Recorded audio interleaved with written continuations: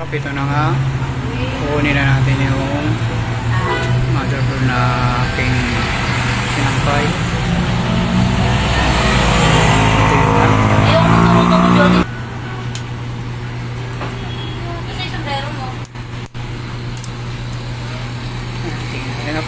Ito yun na siya.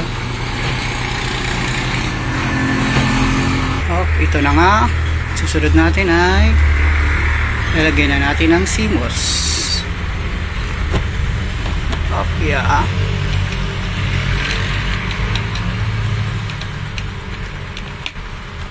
Okay. Sunod.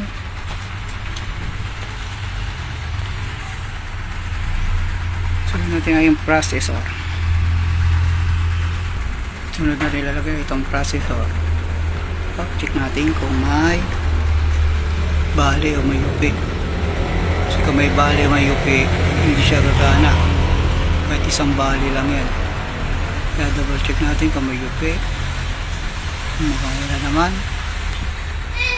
Lalagay na natin.